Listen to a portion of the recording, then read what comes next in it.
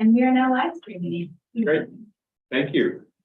I want to welcome everyone to tonight's board meeting of the Central Oregon Community College, January 11th. The first item is the native land acknowledgement. And purpose of a land acknowledgement is really to acknowledge someone, to say, I see you, you're significant. And the purpose of a land acknowledgement is really to recognize and pay respect to the original inhabitants of a specific region. It's an opportunity to both express gratitude and appreciation to those whose territory you now exist in. COCC would like to acknowledge the beautiful land our campuses reside on are the original homelands of the Wasco, and the Wanalama, or the Warm Springs people. They ceded this land to the U.S. government in the Treaty of 1855. The Numu, the Paiute people, were forcibly moved to the Warm Springs Indian Reservation starting in 1879. It's also important to note that the Klamath Trail ran north through this region to the Great Celilo Falls trading grounds, and the Klamath tribes claim it as their own. Descendants of these original people are thriving members of our communities today. We acknowledge and thank the original stewards of the land. Next item is roll call. Bruce Abernathy, Here. Joe Crenoweth, Yes. Laura Krosky Cooper. Laura with us on Zoom. Alan Unger, Here. Erica Scaffold, Here. Jim Clinton. I see Jim with us on Zoom. Oliver Tatum. Here.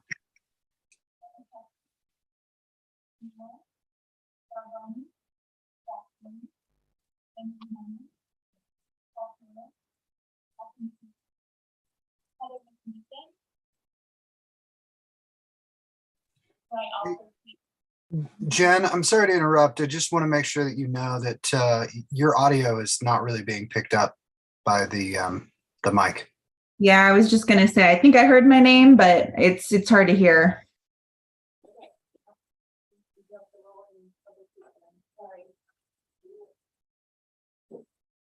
Was it just Jen, or how about me?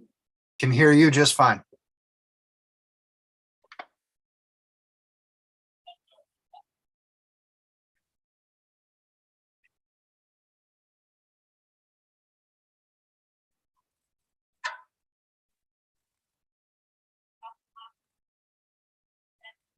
Yeah, it still doesn't work. I think the mic has just decided it doesn't want to listen to you, Jen. Wow, are you wearing anything that would be blocked?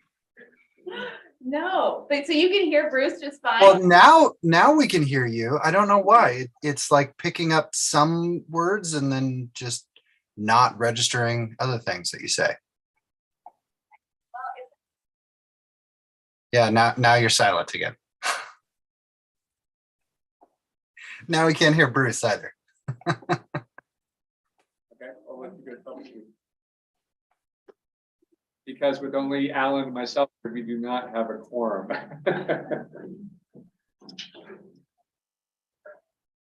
It's never the same. No, everyone's here, but if 5 people can't hear us, that was my Oh, point. I'm sorry. That was sorry. I was No, thinking that's that. okay.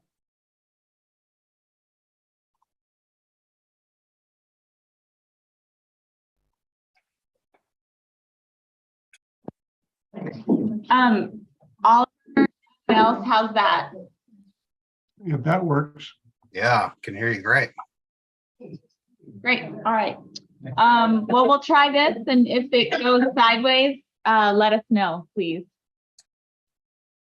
Great. Okay, thank you. And again, I totally want to echo what Jen said. If at any point we start cutting out for long periods of time, please let us know, bring that to our attention, and we'll move forward.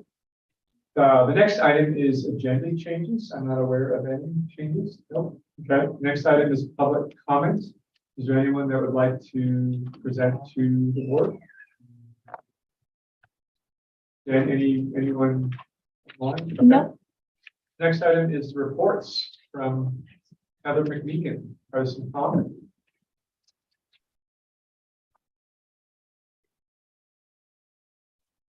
All right, get this video going. All right, hi guys. I'm Heather McMeekin. I'm the partner at Price Frank who did the college's audit again this year. So we spent a lot of time last week with the audit committee going over a lot of details of the report, in a lot more detail than we're going to go in right now. So I'm going to kind of just give you a brief overview of kind of what we did for the audit, and then just point out a couple pages and, kind of give you the results and the important things that, you guys really care about. I won't bore you with all the little details. I mean, these financials are very large. So I've just got a few pages flagged to kind of point out to you guys that you can look at.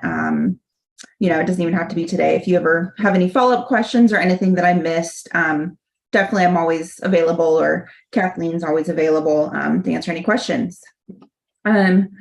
So to start, just a really brief overview of what we did for the audit.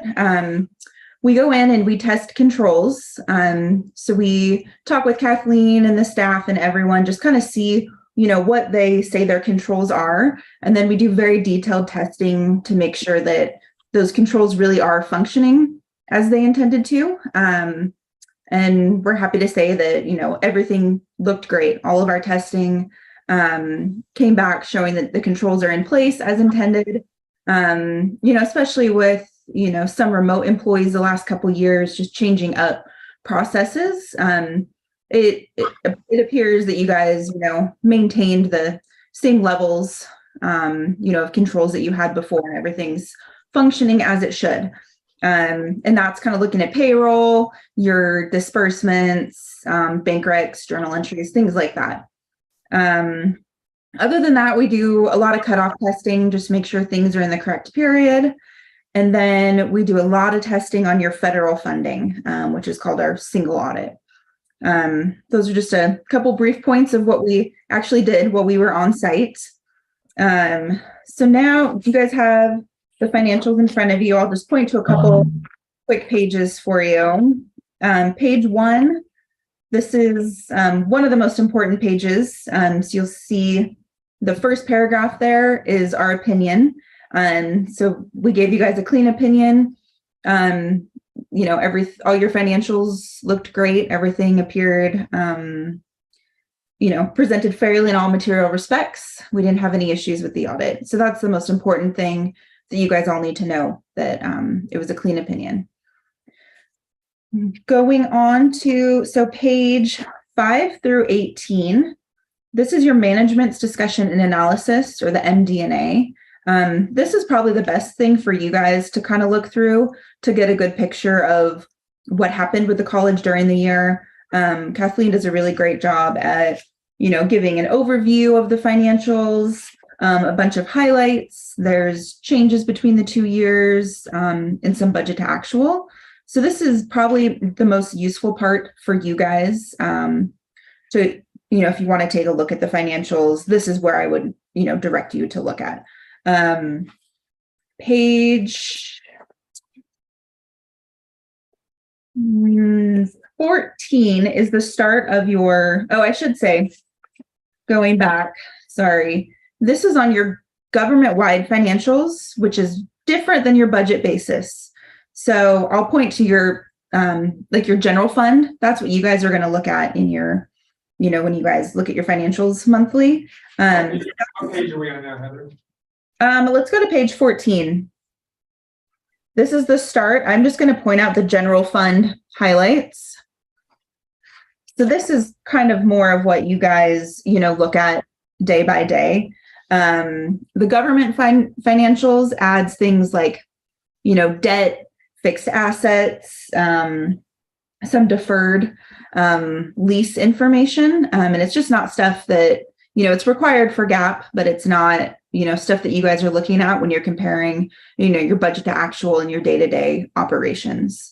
So page 15 is your general fund. So you've got your revenue and expenses right there. Then let's see, other pages to look at is pages 19 and 20. So this is your government-wide or your GASB statements. So you'll see here on page 19, you've just got all your assets, your liabilities, and your net position. You guys ended with a increase in net position of around 7 million, which was great. I mean, it's good to see that the college is, getting back to normal pre-COVID operations. You guys were able to have people on campus, the dorms going, the bookstore, the food, all of that stuff. So it's nice to see you guys actually, functioning as you should be. So the results for the financials were really what we expected. Definitely an increase in net position of 7 million was great. Your revenues increased significantly. Your expenses obviously increased as well, just not as much as your revenues. So you had a positive increase this year. Page 60. This is your general fund. So this is just one other thing for you guys to kind of look at. The rest of the statements is, each fund individually, but this is the general fund and it'll show your budget to actual. So that would be a good thing for you guys to look at. And then I'm going to skip all the way to the back. There's a couple more reports. Page 102. This is your Oregon State regulation report. So this just states that we reviewed all of your budget procedures, your publications, all of that. Everything, was done as it should be. And you weren't over budget in any areas. So if you were over budget, it would be listed on this report. There was no such cases this year. So we were happy to not include anything there. That's always the goal. And, sometimes you never know and things out of your control, but everything looked good as far as your budget this year. Page 104 is your single audit report. So also clean opinion here. We really go through and beat up the federal funding. We make sure that all that money that's coming in that has restrictions and should be spent a certain way really is spent that way. So these are just the final reports related to your federal funding. Page 111. Heather, just for my information and maybe other people who have Sure. similar questions but aren't foolish enough to ask, why is it called a single audit? What is that? Where does that come from? So it's basically, I guess I'm not sure where the actual verbiage came from, but it's basically singling out your federal funding and only testing that piece of it. So it's kind of a separate audit. I mean, it's a whole section that we do as part of our audit. So I guess they call it a single audit because you're testing one single source of revenue. So the federal funding. Thank you. Yep. So page 111, this is all of your federal funding. So this is all the expenditures that you had during the year. So this just breaks out by grant and then the expenditures that you had. So of course we tested the financial aid and the COVID funding. Those were the two programs that we tested. And yeah, as I said, clean opinion on that. It all looked great. The only other thing I wanted to mention is we did, whenever you guys, as part of your process for an employee leaving who, was in a high level of your finance department, David, we did the same thing for Lisa. We go through and do it's called an AUP, or additional procedures. So we went through and pretty much anything that David touched during the year, we tested just to make sure everything seemed reasonable, nothing seemed off. You never know when employees have been around forever, what may come up. That report hasn't been issued, but it is tested and reviewed. There was no issues. We didn't find anything that seemed, funky or off or suspicious or anything like that. So that report will be issued in the next, week or so. But it was a clean report, nothing of significance there. So I wanted you guys to be aware of that as well. Yeah, was there anything else that I missed, Joe, or anyone from the audit committee? Thanks, Heather. The audit committee spent a fair amount of conversation in regards to our the audit, what to look for, the changes, any anomalies. We didn't hear anything. The report doesn't show us anything, and we got a clean bill of health. And we're glad to answer any questions if of the audit committee, if you like. Thank you, Joe. And I apologize if it's in here and I didn't read it and asking, are there particular either new restrictions or monitoring elements that are going to be incorporated in the next year or perhaps in the years to come that we need to be aware of?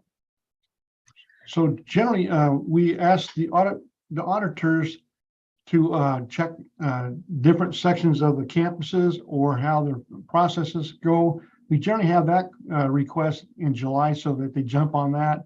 And in January is when they would report on anything that they came across in regards to our special request. Our main one, of course, was our to check on David Ford upon his departure and his expense accounts or anything he had his hands or any thing that the auditors would like to look at. Heather?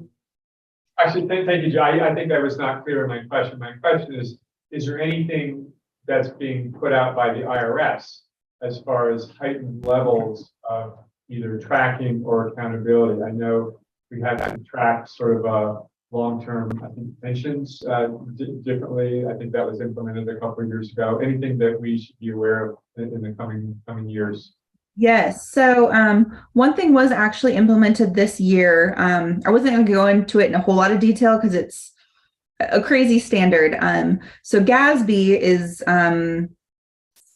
implemented the lease standard this year. So what we had to report is we had to go through, there's different standards if you're a lessee or lessor. So the big impact for you guys was the lessor, and it was for your cell tower revenue, your leases. So we did have to go through and look at every lease. It's a big process, this new standard. But yeah, there is some additional disclosures in the financials that shows all of the leases. It lists them out. Actually, I'll show you. Let's go to page. I'm glad you brought this up. We will page 31. The second half of this page is your leases receivable. So what you do is you book a receivable showing the amount that you're going to have for the lease, and then a liability, deferred lease resource is what the line is called. So this schedule lists out all of your leases as the lessor. So this is the amount that you expect to receive. Kind of an interesting calculation goes into it, but you do have to show payment schedules. It depends on the lease, and it includes extensions if they're probable. Again, it's, probably a longer conversation than you guys really care a whole lot about, but this schedule is the important part to see. This was the new standard for this year. As far as anything else coming up the pipeline, definitely nothing next year that would have a big impact on you guys. This was, the new standard that was added this year. Was that your question? It is, but I think that's helpful. Now that I'm actually looking at page 31, so just help me understand the balance. Is that the amount that you're expected to receive over the term of the lease? Okay. Yep. Mm-hmm. So they're going, dang, that's a big annual amount, but it's not a big amount. Yes. It was a big adjustment to an asset and a liability. So it didn't change your net position at all. It was just, it just added it to your balance sheet. So yeah, that was all. Are there any other questions or comments from other board members? Oliver. Yeah, I was wondering if someone could expand a little bit on the state's revised actuarial assumptions that resulted in a $24 million decrease to our pension liability? Yes, so this actually came up in the audit committee as well. These numbers come directly from the actuarial study that we get. It's an independent third party. We get a schedule that reports what the adjustment is for each year. And that's exactly where those numbers come from. So we have no control over that. I will say it is very dramatic just because of the size of your guys' pension liability. It's, just a small change in that discount rate makes a huge impact. But across the board on all of our government audits that reported the PERS, it was the same big adjustment, just this one was very extreme because of the size of it. So this comes from an independent third party actuarial, and we don't, really have any control over those numbers. It's just a, requirement that was put in there a couple years ago that we have to report it. It adds about 10, 12 pages to the notes that, honestly, most people don't even look at or read, but it does add a lot of disclosures and, Oliver, did it say, I think what Heather is simply saying is it's independent, it's not something that the college influenced one way or the other. Does it help give a description as to why it happened? What was the assumptions that changed so drastically?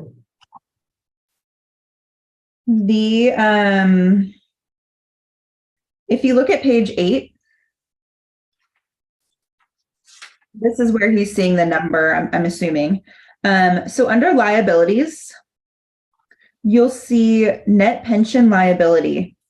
So last year's number was 48 million. This year, the liability went down to 25 million. So that's the number that changes. That's the big number that changed. So that actuarial study came out and said, all right, this year, based on the discount rate and all of the other variables, this is what your net pension liability is for this year. So that is the number that changed. That's like half. It is. Yeah. And it fluctuates. I mean, there's years that it goes from an asset to a liability. Like when this standard first came out, it was mostly, net pension assets. And then it was this huge adjustment to get it to a liability, a very extreme liability. But all of, I would say almost all of our audits that we did, that liability definitely decreased this year, but caused some big fluctuations, which, looking at these, I get it. What's that $24 million, adjustment? It's a decrease in that liability that they're estimating. Big estimation, obviously. Yeah. I'll speak just for myself, but with that kind of fluidity, it makes me give less credence to whatever figure is ultimately put in that. I mean, it doesn't. Yeah. It's what I would call actionable data. If it can go from a liability to an asset or a net surplus. Anyway, any other questions or comments? Alan. I just wanted to say that we had a good meeting of the audit committee and a great job. And I wanted to call out Kathleen on the great work that she did. She put these together and they all worked and passed muster. So thank you, Kathleen. Yeah, Kathleen did a great job, her and her team. As usual, always great to work with. We get requests back very quickly. Even with her being out on maternity leave, she was always, able to, chat with us if we had questions and keep things moving. So, thank you to the team. We were happy to work with you guys again. Great. Well, if there are no other comments, we'll go ahead and bring this line item to a close. Heather, thank you. I appreciate that. Kudos to your rest of your team. And Kathleen as well. I want to echo what Alan said. I know this was a joint effort and took a lot of time, but again, we definitely got the results we wanted. So thank you very much. You're welcome. The next item is going to be the consent agenda. It's minutes and then the proposal updated mileage and per diem rates. Does anyone want to remove either item from the consent agenda? And if not, I would entertain a motion. I'll move approval of the consent agenda. Is there a second? Second. Second by Jim, I think. Moving second, any further questions? All those in favor, raise your hand. Aye. Aye. All opposed? Thank you very much. That passes. Moving on to the information items, the financial statements. Any questions for Kathleen? Did it again. This is I was gonna point out to Ellen that we sort of receive our. I saw that. I got 86% or something. Yeah. Thanks. It looks to me like that column, we were lagging a little bit compared to the previous year. Is that any cause for concern or is that just natural fluctuation? I think it's pretty natural fluctuation. Okay. It could also be, just, I think the difference in percentages, 5 or 6%. It could also just be, where we're receiving, like, what counties are submitting, Okay. or receiving our revenues, as well as a percentage of our total budget, Okay. which changes year over year. Great. Thank you. Next item is the new hire reports. Are there any questions for Laura? I had one question. The charitable giving officer, is that a position for us, for the foundation? Well, yes, we're foundation employees are college employees. So, Okay. yes, it's replacing Misty Mouse, who departed in June. Okay, It's an existing position. Exactly. great. And has it been tweaked this month for the new person or? is it- A little bit in support of campaign, pending campaign, but it's largely the same. Heavily focused in major campaigns. Any other questions on the new hire reports? Great, thank you very much. Next item is anti-racist pedagogy and Anne Marie and Christy Walker's presentation. Did you introduce us at all, or? I think these ladies are awesome. Please, keep going. Say more. It's our vice president of academic affairs, who has been in this role now for 6 months, Just about. just about, and What doing does it feel like you've been? Actually, it's exactly 6 months today. And Christy Walker, she's our exceptional director of diversity and inclusion. And they've been working on together a project that I think is really, really good for our college and really shows that they are keeping up with important developments in pedagogy. And I think that their work shows that the work we do related to diversity, equity, and inclusion, you see all of our trainings, and these folks do some trainings too, but these are specifically related to the classroom and how we create anti-racist classrooms, welcoming classrooms. And I think this is just really interesting work, and I learned a lot listening to them, and I think you will. Great, thank you. Lori. And thank you for helping with much of my first few comments in the presentation, which is terrific. But I do want to remind you of some of the kinds of trainings that we have had on campus out of the Office of Diversity and Inclusion over some time. You'll be familiar with culturally respectful hiring practices, allies for equity, and safe zone trainings. Those are longstanding for us. And since Christy's arrival in this role, we've added more, including gender equity training, equity box training, and cultural appropriation. So those maybe have come across your plates before. You may be familiar with those. We have also in previous board meetings shared with you the work that HR has been doing in terms of increasing equity, diversity, inclusion, and belonging within our recruiting practices. So this is our opportunity to tell you a little bit more about instruction and what we're doing in instruction. We're sharing with you one initiative tonight called Anti-Racist Pedagogy, which is something that we ran last year during the school year. Just to give you a little sense of our talk tonight, our next few minutes with you, Christy's going to take a few minutes to orient us to terminology and why we've chosen to use the terminology that we have.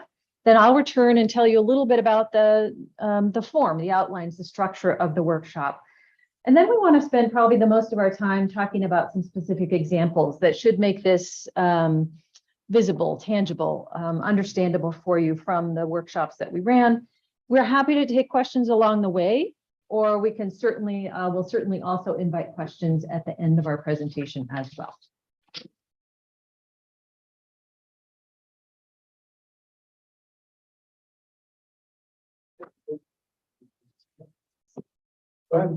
Yeah. Go on, move it.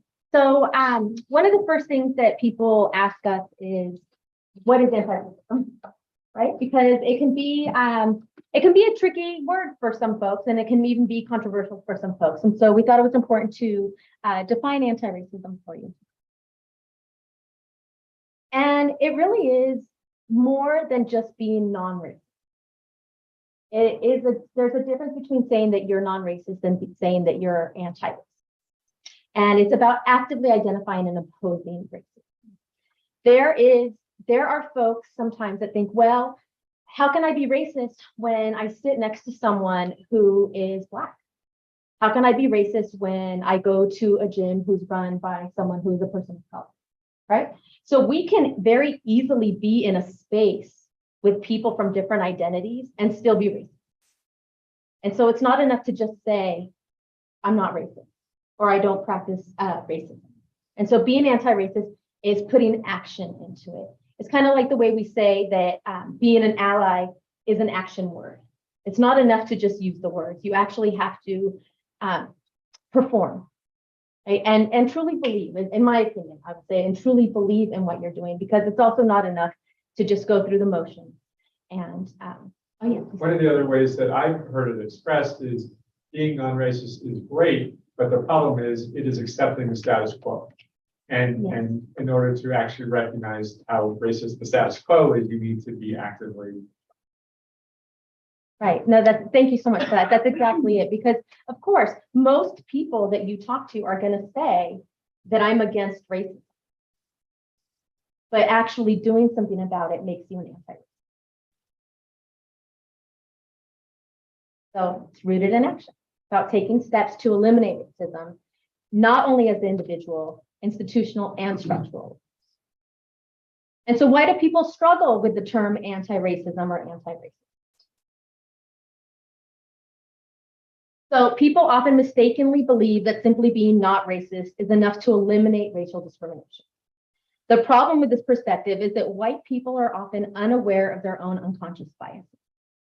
People often don't fully understand the institutional and structural issues that uphold white supremacy and contribute to racist behaviors, attitudes, and policies. Saying, but I'm not racist, also allows people to avoid participating in anti-racism. It's a way of saying that's not my problem. So to Bruce's point, and while failing to acknowledge that even people who are not racist still reap the benefits from a system that is based against other people. So also focusing on anti-racism doesn't diminish other forms of discrimination or prejudice. And that's oftentimes one of the criticisms in saying anti-racism is that we're not focusing on other issues. It's not saying that these other issues are not important. It's just highlighting and focusing and calling out that this is a very strong and particular issue that we want to focus on. So what is the impact of anti-racism?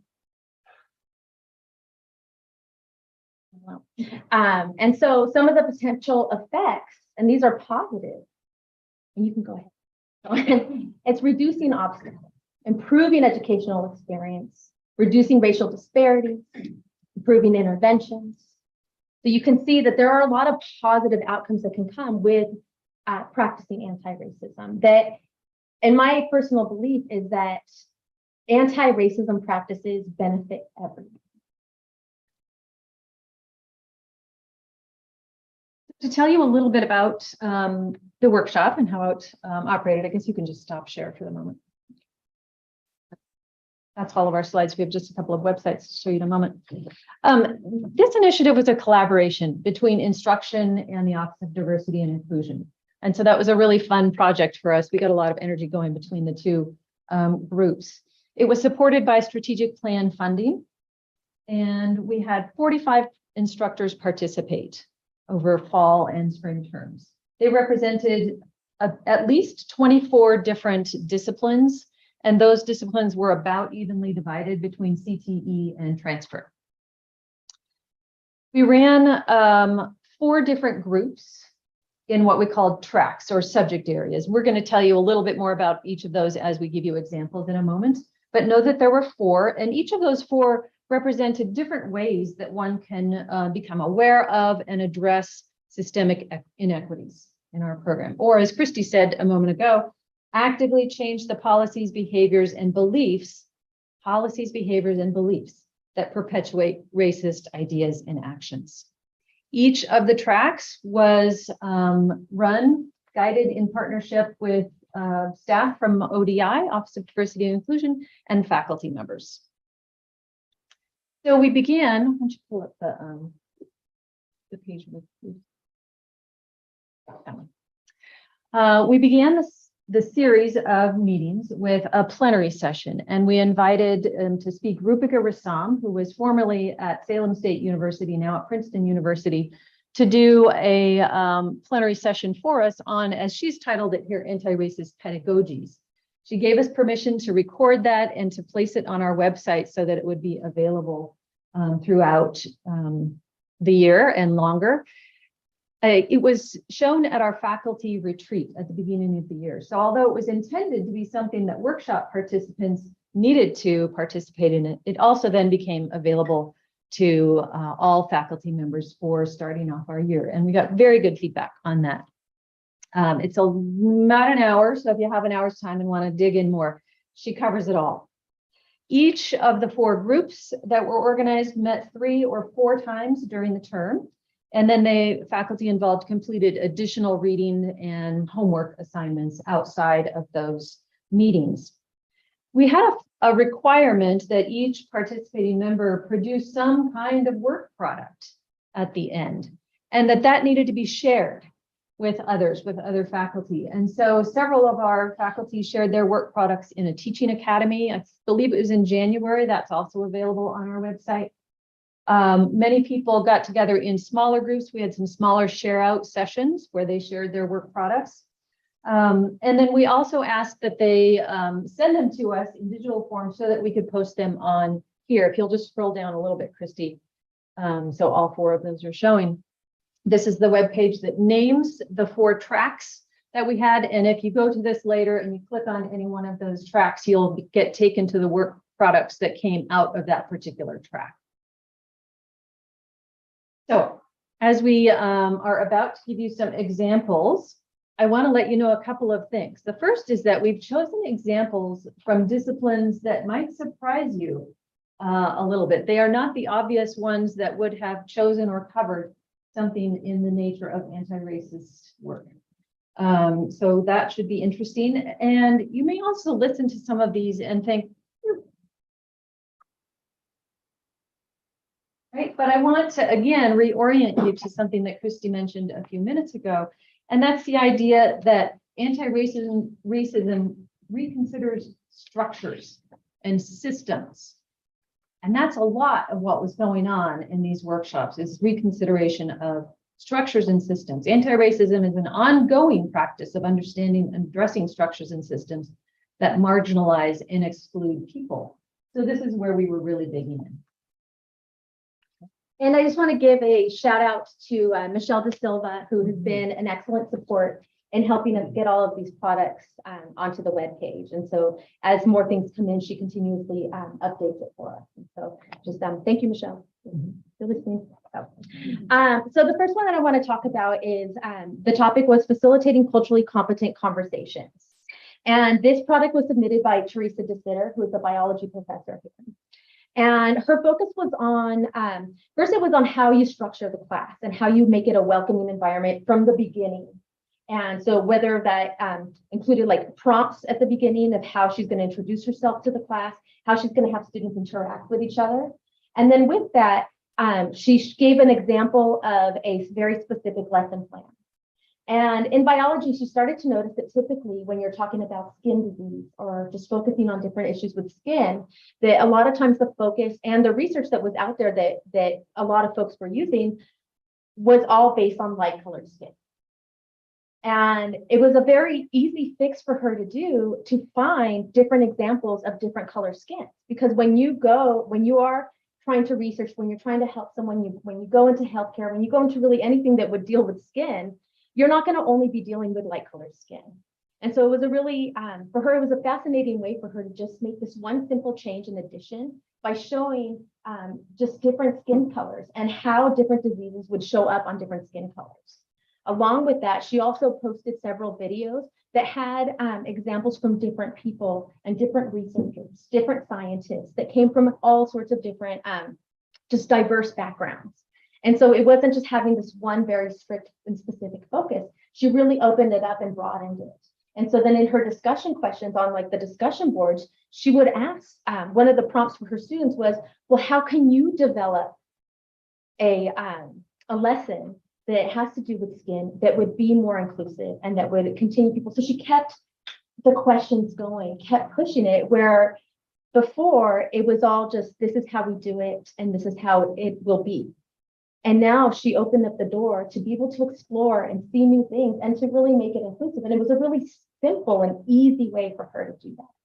And so that was Teresa's. And we are, one of the things that we want to mention is that this is continuous.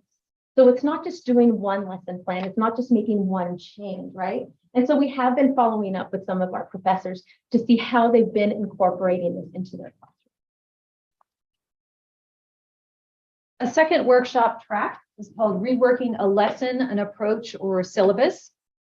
And you might guess, there are any number of ways that a participant could approach this particular topic. Several people rewrote their syllabi, rethinking the language that they use in the syllabi to make the syllabus more welcoming, more explanatory, more clear, or in some cases make policies a little bit more flexible to accommodate the needs of students' individual experiences in class. I want to share one example that was really kind of taking a bigger picture look and suggesting a new approach to instruction in emergency medical services. And this came from Kit Foreman. You may or may not be aware that curriculum can often be guided and shaped and constrained by publications. The textbooks, the publisher's materials that are used can really shape what is taught in the classroom. And so Kit was taking stock of elements that weren't being taught in the classroom that really were going to be helpful to practitioners, EMTs on the ground working with patients. So Kit proposed several adjustments to the EMT curriculum broadly. Those include to teach future EMTs how physical assessment of a patient could change depending on a patient's skin color. Some harmony with Teresa DeSitter's project that we just heard about. A second adjustment to teach about racial bias in healthcare, in particular, how different patients are treated differently depending on the practitioner's understanding or perceptions of pain experience and how to manage pain and what symptoms of pain particularly are. And then a third suggestion was to teach the differences between race-based and race-conscious healthcare. Race-based being founded in biological principles. Race-conscious, seeing race as a social risk factor in which policies and procedures often might end up having disparate impacts on people of color.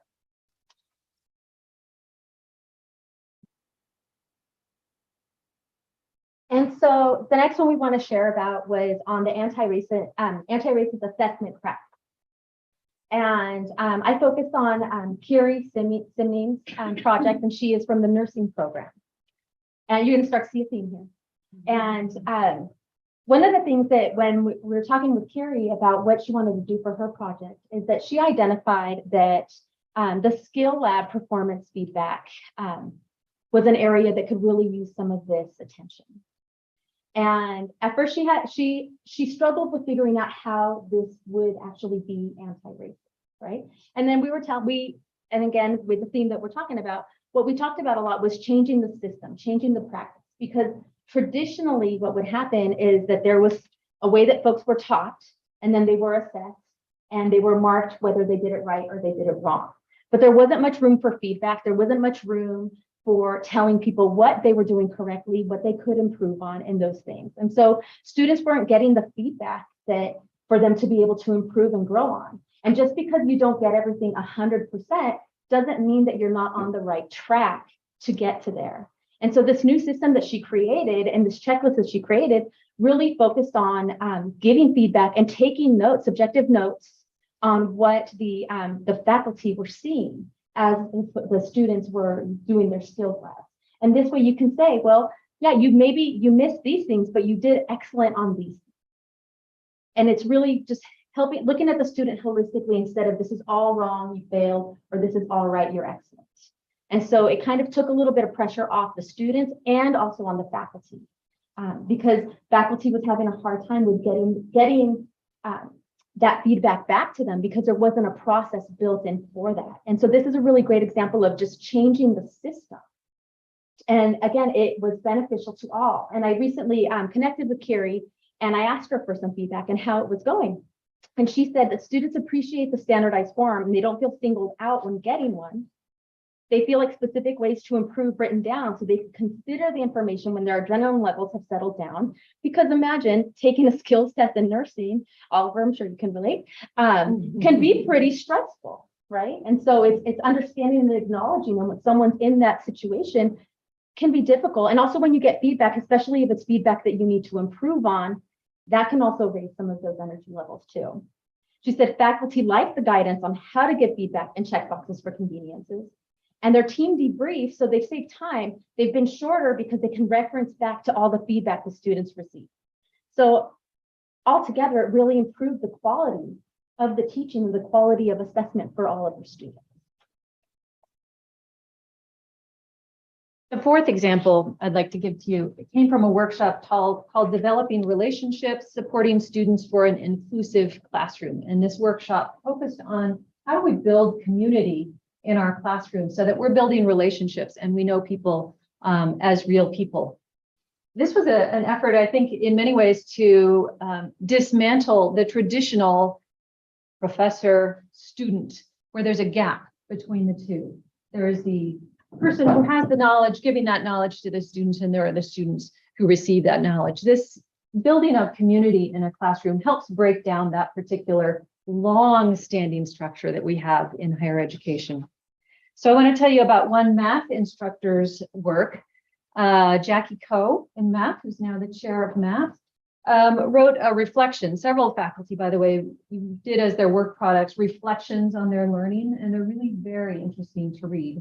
Hers talked about things that she tried, even within that same quarter when she was doing this workshop, that she experimented with to build a better sense of community. It was fun to hear her talk about how she would try one thing, didn't quite work the way she wanted it. So she tweaked it a little bit and tried it another way and was more successful. 4 things that she mentions. The first is learning students' names is critical and important to building relationships. Learning to pronounce students' names correctly is part of that important relationship building. Also asking for preferred names and using preferred names. And we'll add in preferred pronouns, chosen pronouns as well. The second item was to check in regularly with her students. So in every class period, she had some form of one-on-one check-in, whether that was individual conversations while students were doing work or some sort of written product that she would quickly have a look at and get back to students on. She built in some one-on-one sessions with her students. So not just the check-ins, but longer sit-down conversations, 10 minutes, 15 minutes at a time to get to know the students better through the term. And then she talked about wanting to maintain clear expectations, but also build in some flexibility to her practices and policies. Something like due dates, for example, or attendance policies. These are policies that we have to have in our syllabi. But there are some ways to build in some flexibility with those, and she was experimenting with some of those. How again is all of this anti-racist?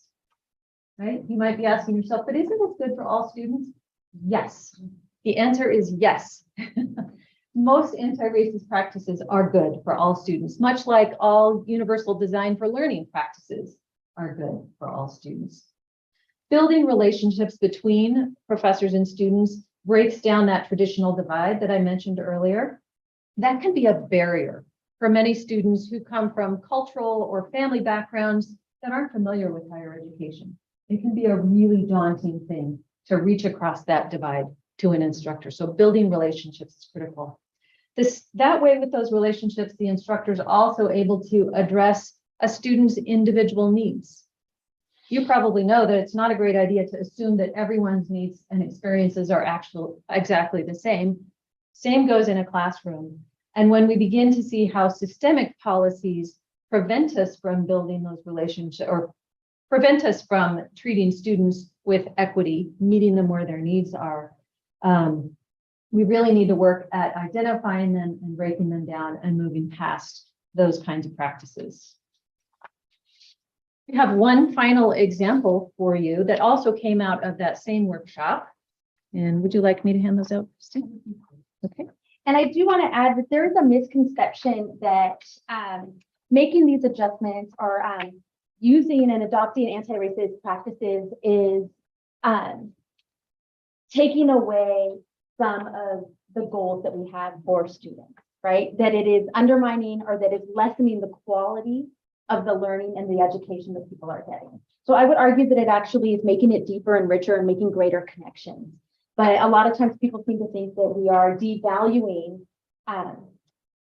what students are learning by doing this. And what it really is just making space for people to learn in different ways. So what we want to share here is, like the way that Anne-Marie was saying, is that every group really did different things. We were pretty flexible, and again, in a way that we would also practice anti-racist practices, is that we were flexible in how people could create their products and what they can do. And there was one group last year that they came up with a product together. And it ended up being like really pretty spectacular. And on the back of this worksheet, and I'm so sorry for the folks on Zoom, we did not forward think to make sure that you had this, but we will make sure that you have it by tomorrow. So sorry about that. But so on the back of this, though, it does give a little bit of a deeper explanation of the different topics. But the front is what we wanted to focus on, is that you'll see, and this was for the developing relationships and supporting students for an inclusive classroom. And so the goal of this practice was to create this infographic where every faculty member would have this and have access to it. And you'll see that there's a QR code, and you can use your phone, you can use your laptop that has a camera, you can use really anything that has a camera for a QR code. I'm not super familiar with QR codes, but I know that it works because I tried it. And it leads you to these pages. And one thing that we want you to focus on is that what you can see on the screen here is this graph here, where it really depicts different stages of where we might be in our own personal anti-racist work. And that can change and vary, and it can even change and vary when you put different identity groups into this, right? So because we don't want to assume that just because someone is Latino, that they're not going to be racist against others. Just because someone is gay doesn't mean that they're not transphobic. And so we want to make sure that we do notice that and point that out, that it affects all of us in different ways, and we're all going to be in different stages in our anti-racist practices. And so what this graph shows, and again, this is where you would pull up that if you use the QR code, it would take you directly to that. And what it shows is just a way for folks to reflect internally, to think about where they're at. And so we're going to ask that you all take a moment to think about, and you can think holistically, you can think in total, or you can think about any particular identity group that you would like to focus on right now. We're not going to ask you to share. This is for you, it's in perspective. But we're going to ask for you just to take a moment and read through these to see where you might be. And then maybe consider what can you do to get further along. So starting with the fear zone, again, denying racism as a problem, avoiding hard questions, to the learning zone, or again, understanding your own privilege and ignoring racism, and then to the growth zone. I speak out, I sit with my discomfort. And these different levels where you are. And this again is available on our website so that folks can access this and use this as a tool to sometimes consider where you might be, because it's not enough to think that you're there. You really need to reflect and put work into it. With that, that concludes our examples and our presentation. We'd be happy to take questions if you have any of those for us now. Great, thank you very much. Are there any questions? And I cannot see hands on Zoom, so go ahead and speak up if need be. Yeah, I have a question, but I first want to say what a phenomenal project and great presentation. Really appreciate the work that you and all the members of the faculty who participated are doing to advance this work. I think it's important, and it sounds like it's been very successful.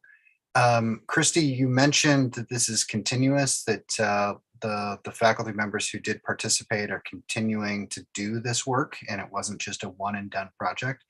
I'm curious how it might be continuous for the institution beyond these cohorts of participants, and whether there's been any consideration given to making this sort of work part of onboarding of new instructors or staff members, or whether there's plans to continue, do more of this work. That's a great question. And first, thank you for your kind comments. Yes, there's always the hope and the desire to do more work. You'll never hear me say that we're done. That just will never come out of my mouth, because there's always going to be room for more. And we do some of the work that has been continuous. For example, this year for the faculty retreat this year, I was invited to speak, and I shared a lot of these things with the faculty, and I shared a lot of opportunities for faculty to engage and to participate in different workshops. And the deans and with Anne-Marie and her leadership, and all of the deans have committed to also sharing these opportunities with faculty. And so once a month, I send a list to Anne-Marie and all of the deans that we have right now of everything that's coming up, so that they can share with their faculty as far as what they can be involved in, what they can participate in, because there are always different events and workshops happening. And our hope is to continue this. I believe I'll be working with, this is the hope, with Jessica Giglio, who is the new interim dean right now.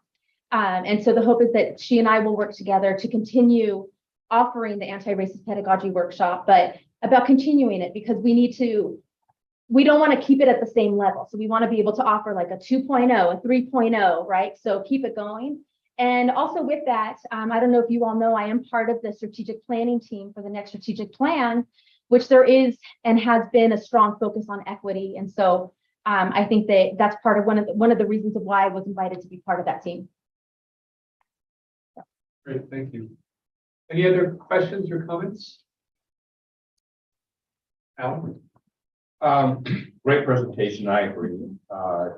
As we look at these professors who were giving us the feedback, does that equate to kind of the bigger, broader picture? You have good buy-in. Does it just take time to have buy-in? How's it going there? Are you asking about buy-in in anti-racist practices Yeah, well, broadly? Just dig right into it. I was impressed with the math one. Figuring out, I didn't think there would be anything in racism and math, but yeah, okay. Right. We did get very good feedback from our participants. Both times we ran these workshops, we did surveys to ask them, what worked well for you, what could we do better? Across the board, people have appreciated the chance to reflect not just on anti-racist practices, but effective pedagogy generally. And there's definitely a desire for more of this to come. And so I would say, yes, the response has been great. We have, many more examples that we could give you. And I think that one of the things that happens naturally in some departments, in any case, is a lot of sharing of what their practices are. So one of our hopes was, for example, that from the first time we ran the workshop to the second time, we would have new leaders. So we had some faculty leaders for the first one. Someone from those participants in those workshops then became leaders for the next workshops. And so our desire is for this kind of paying it forward to continue so that people who've been involved in the workshops will continue sharing with their colleagues and trading ideas about best practices. And I do want to say that, part of it is too, that sometimes it is difficult, with you think about a faculty that teaches full time, right, to try to make sure that they have the opportunity to be able to participate in these type of workshops. And so that's why within the small groups, we didn't have set times. We didn't have anything that was predetermined. The small groups were able to determine when they would meet so that faculty, it didn't hurt their teaching practices currently, right? So they didn't have to give something up to be able to do it. They could do it on their own time. They could do it, and they were supported by their chairs, by their deans to be able to continue this work. And I will also say that the first time that we put this out there, we had a wait list. So that was pretty hopeful as well. Yeah, I'm gonna sort of piggyback on where Alan is going and Oliver to some extent a little bit earlier. Great to hear about a waiting list. I mean, 45, that's actually higher than I would have thought. I mean, I guess sort of, did you have expectations going into that? And then as you think about, you talked about how developing a 2.0 and a 3.0 for people that have already bought in. I'm curious to what extent of whatever the balance of people that didn't participate in the first round of workshops. Are there new ways of outreach or utilizing for people that have gone through from a peer perspective, or what are your thoughts on that? I mean, there's always a trade-off with what you make something mandatory, but if you make it mandatory, people don't necessarily have the buy-in per se. Yeah. So it's an ongoing tension there. In my vision, we would always run the initial workshops and then build in 2.0, for example, Right. so that any new faculty coming in, and we have new faculty coming in all the time, can both learn from those and contribute to those. We'll hire many faculty who already have many of these anti-racist pedagogy skills, and can also inform the conversations in those workshops. So I would love to see us do these and then a 2.0 also. Yeah. And word of mouth is tremendous. Yeah. Right. Because then I got a few emails from faculty being like, so-and-so told me that they're doing this. Can I be involved? It's just like, did you read Bobcat Community? But one thing that Anne-Marie did was like the list of folks that were on the wait list, they were approached first to make sure that they had the opportunity to sign up first for the second session. Any final questions from the Zoom crew? Great, thank you again. Wonderful presentation. I'm really glad that we are doing this as an institution, and we'll continue to improve. Thank you. Thank you. Next item is Board of Directors Operations. I'm going to start with folks on the internet. So I'll start with Oliver. I have nothing to report. How about Joe? Yes, I attended the audit committee meeting and presented tonight. Thank you. Thank you. Jim? Audit committee and a productive real estate committee. Great, thank you. Laura? Real estate committee on the 5th of January, and I'll report for Joe. He was there also. Thank you, Laura. Appreciate it. Erica? I also filled in on the real estate committee for the WISB report. So Great, thank you. it was a fun time. We had fun. Oh, good. And we'll have, yep. Alan? So I attended the Oregon Community College Association Executive Board, the Finance and Audit meeting, and the OCCA Diversity, Equity, and Inclusion, along with Christy. And notable at that meeting was we were working on the term equity and trying to come up with a good definition that wasn't a whole page, so that we could at least talk it And what I learned was there are other colleges, Clackamas and Mount Hood and Portland Community, that have these lists of criteria. Were interesting to kind of look at how you address equity through. Expand on that a little bit, Christy. Yeah, sure. I would actually really like to. Thanks for asking. I'll come over here real quick. When it was a really great opportunity because it's about looking at how the colleges make decisions using an equity lens. And so there were a lot of different, the meeting prior to that, we were looking at some of the different bylaws, different recommendations for the OCCA. And so we had brought in an equity lens that was one actually that I had shared with the board here in the past. And one of the ideas was to develop something deeper that was a little bit more specific. And so which I do want to share with you that's something that the diversity committee and I are actually working on to propose in the future to see about COCC adopting something like that, which I haven't shared with Alicia yet. So I'm sharing with her now. So, but again, it's still just at those beginning stages. So it was so relevant. So I'm so glad you brought that up. Thank you.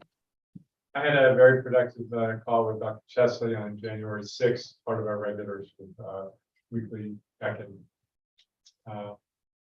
Let's move on to the president's report. My purpose this evening is really to kind of, as we approach the legislative session, to give you a sense of some of the issues that are in the air, so to speak. And there's been a lot of reporting by different entities on community colleges recently.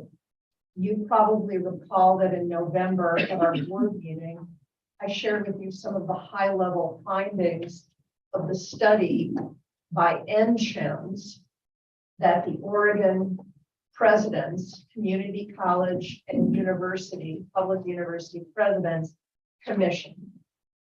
And I shared some of those, and I'll summarize again. Oregon is too tuition dependent.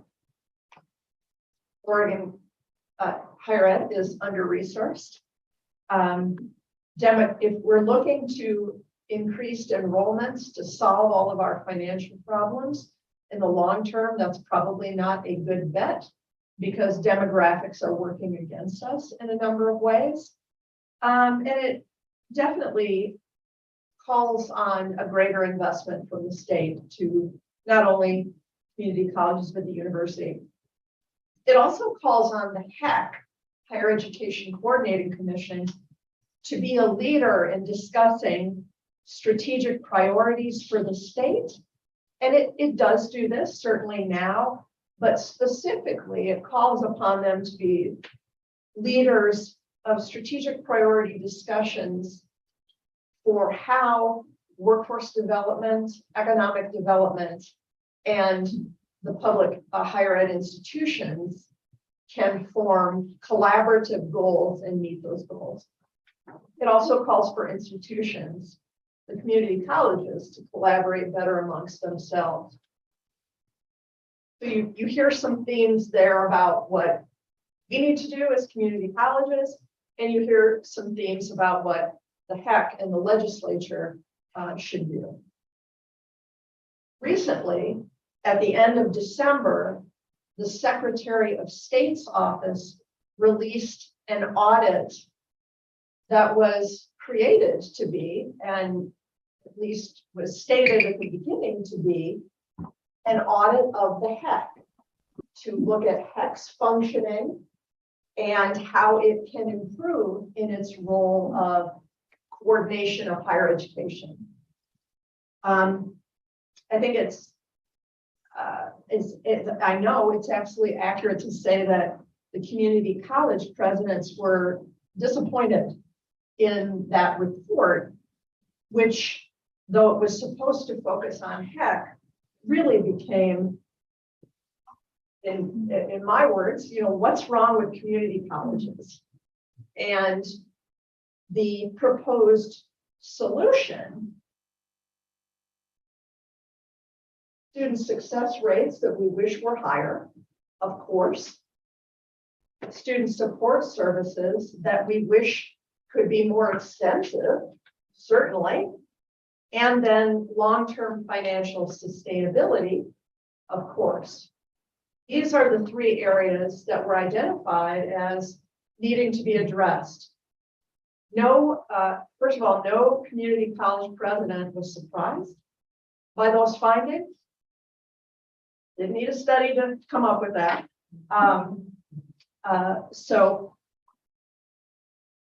But to our disappointment was really around that there was only one way proposed to address those problems. And that was actually two ways. That was that the HEC needs to have more centralized statutory authority over higher ed, over community colleges. And the HEC needs more staff so that we can all be better overseen. Not sure what any other solutions that were discussed. I would have loved to see some of the ideas put forward in the NCHEMS report discussed. So again, we know these problems exist. You, as folks who, board members and as folks who regularly attend board meetings, you as leaders at this college know that we are never satisfied with our success rates, with our support. We, along with the board, work really hard to be financially stable and disciplined. And so again, disappointing. Some of the data was opaque and not replicable. So the presidents are all working on a response to express some of our dismay to the Secretary of State's office. And I do want to share, because I've been expressing my dismay, I do want to share that the presidents all can concur with the general recommendations made by the Secretary of State's office. When they get a little more specific, beyond more authority to the HEC, more staff for the HEC. By the way, we'd all take more staff. Just saying. I think we could use a few. So these are recommendations like the HEC should work with state leaders and stakeholders to upgrade our use of data for improvement. Great. We would love to have better systems and more clear expectations about the data that we should report and how we should report it. Publish student success metrics widely. We already do that on our website. You can look under institutional effectiveness and see exactly how we're doing in myriad areas. Much of it, if not all of it, disaggregated by ethnicity. We don't have any problem with agreeing to student metrics that we're all expected to meet and reporting on those. We think statewide data collection should be more seamless and concentrated. We're not saying the HEC doesn't need more staff, but we are saying that doesn't just work for those good folks who are always, by the way, trying to do the best work they can. No one disputes the good intent of the HEC. And then finally, if performance-based funding is adopted, which this report does not come out and absolutely recommend, it flirts with that idea, develop a plan to maximize and track how that's working, whether it's working as intended, whether there are some serious unintended consequences, which also happen where that's been instituted. The presidents have never said no to a blanket no to the idea that some element of performance-based funding would not be appropriate. Evaluate statewide student support systems. Continue working with the governor and the legislature to improve financial aid efforts. Also a recommendation of the NCHEM study. Analyze and report every year on our financial stability and sustainability. Not a problem. The devil, of course, is in the details. How would these things be implemented? So this study has been getting a fair amount of press across the state. And so I thought that it probably behooved us to take a look at some of the high level recommendations.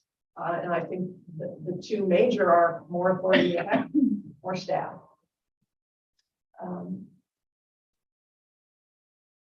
I'll leave that there. You can see that in the two studies, there was a very different, some commonality, but some different conclusions about what would lead to improvement. Also, last summer, Representative Alonso Leon led a joint task force on underrepresented students in higher education. And maybe some of you in this room had a chance to participate in those sessions and offer feedback to that legislative task force. They traveled far and wide and listened to many students, leaders, community leaders. There were three main categories of recommendations in that study that came out of that study.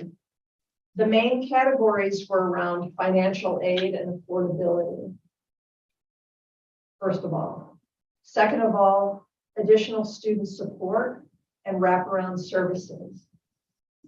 Again, also a focus of those two of the two earlier studies. So we see some themes. And then systemic accountability and continuous improvement. So I think the presidents are all working on how to support these goals. Again, there's nothing terribly surprising, I think, for most of us who reviewed that report in detail.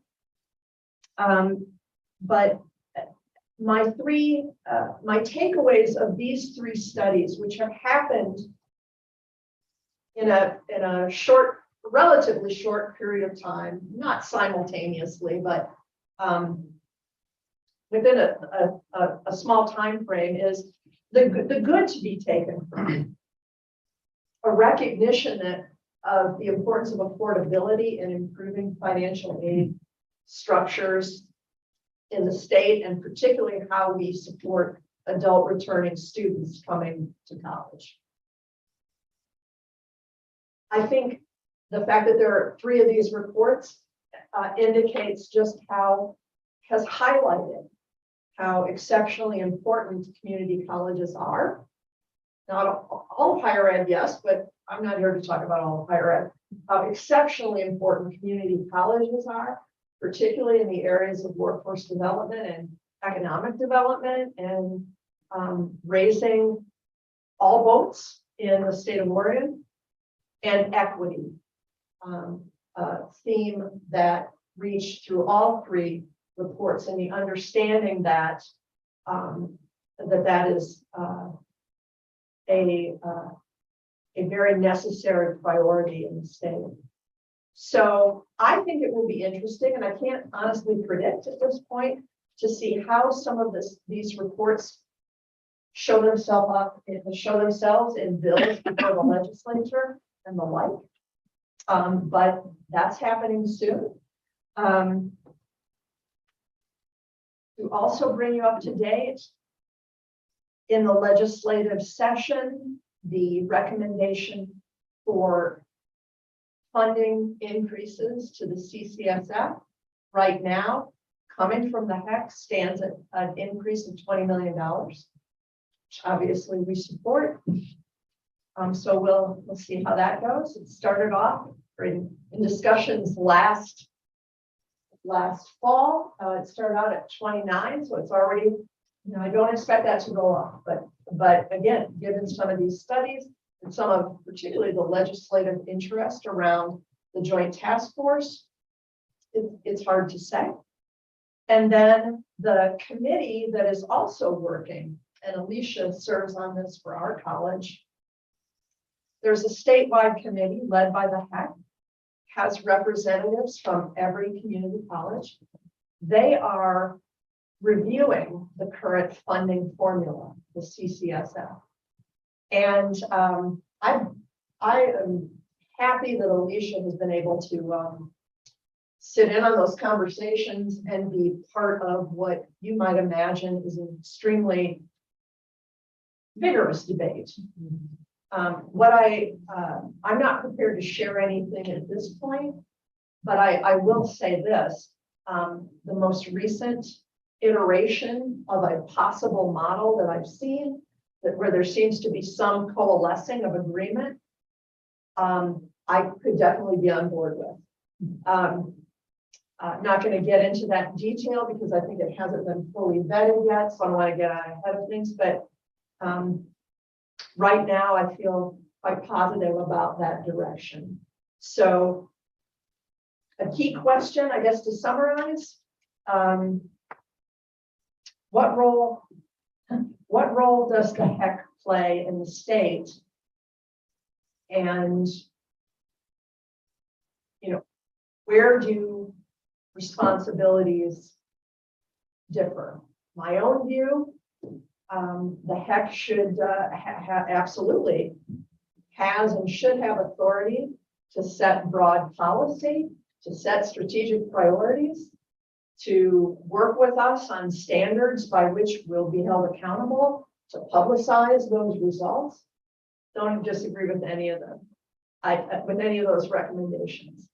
Where I do see some of the reporting going in these, at least the last two documents, the Joint Task Force and the Secretary of State's office, is recommendations that bring the HEC as an oversight body a bit too much into operational decisions, which happen at the college level. So I sort of see the HEC as the Uber statewide board, not unlike you all are. I'm looking at you, Bruce and Alan, and everybody on Zoom. You're the Uber local board control, and you stay at a pretty high level and give direction. But I see sometimes, I think, a desire for HEC to get more into the weeds than maybe that I would expect them to be. So the debate will continue. It's going to be exciting. Stay tuned. Dan, you've been in a lot of these discussions. Would you like to add anything? No, that I'm blown away by what you managed to summarize and And I'm not going to lie, summary through Lori Chesley's perspective, for whatever that's worth. That's why it's the president's report. Thank you, Laura, and I certainly share your frustration. Mr. Question, what came out of the Secretary of State's audit, was that a surprise to you and your colleagues, or is that what you expected would come out? It was a surprise. Again, the underlying facts of the matter are not surprising. Okay. We know community colleges struggle with student success outcomes, having adequate students. We know those things. The fact that it wasn't It's a cause A as opposed to cause B or C.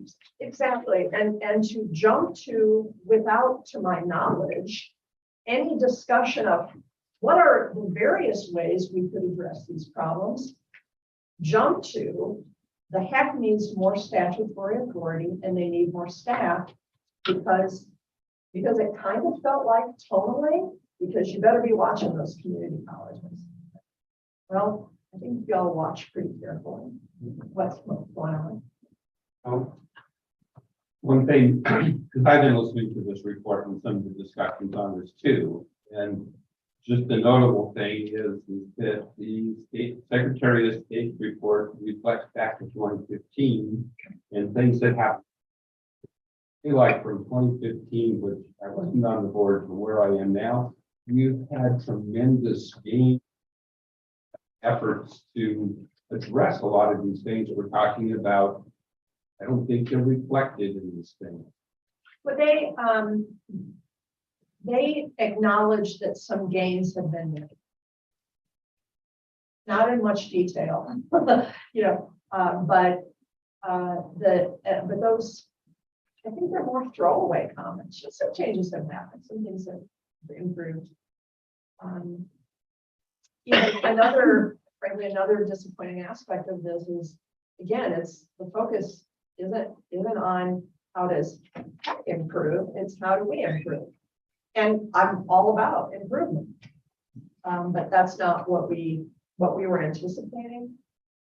We were told we'd have an opportunity to review all of the data in the document and point out any things that we thought was problematic, at least have an opportunity to have that input and say, we disagree with this, or the data isn't accurate, and we can't replicate it. That did not happen. And that was disappointing as well. The HEC did have a chance to offer input before the report was published, and they responded step-by-step to each recommendation. So again, just a disappointing process. We'll get through it. But interesting landscape we have in the state. Yeah, I don't think they wanted you to provide input, because it seemed like the day before the report was released, they still talked about it being a report about the HEC. Didn't even really talk about the focus that they were going to have. And again, I want to say, because this is a public meeting, I want everybody to understand, the staff at the HEC do best work they can. They are helpful across the board.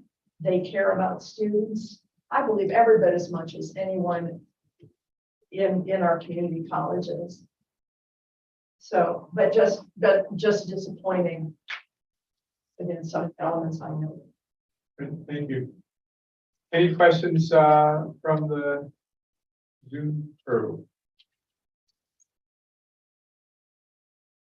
Okay, thank you very much, Lori. Appreciate that. If any board member or anybody in the audience wants a copy of any of these documents, I will happily send them. Looking ahead at dates, our next two board meetings, Wednesday, February 8th, 5:45, and then Wednesday, March 8th, also at 5:45.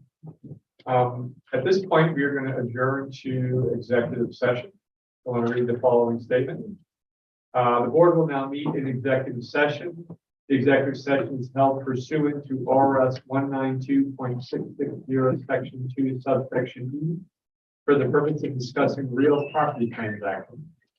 Representatives of the news media and designated staff are allowed to attend the executive session. However, as a reminder, the news media are specifically directed not to report on any of the deliberations during the executive session. Under the provisions of the Oregon Public Meetings Law, the proceedings of this executive session are for background information only and not for publication or file. Let's take a minute or two. Bruce, Yeah. I don't think we need the captioner for the executive session, do we? Nope, I'm in the process of removing him. Thank you. Yeah. Thank you. Thank you, guys. That's Josh Boston's thing as well. Yeah. Josh, your reference. Let's move up the table. Would that be easiest? You know, that would be easiest probably. So happy to have you. Josh,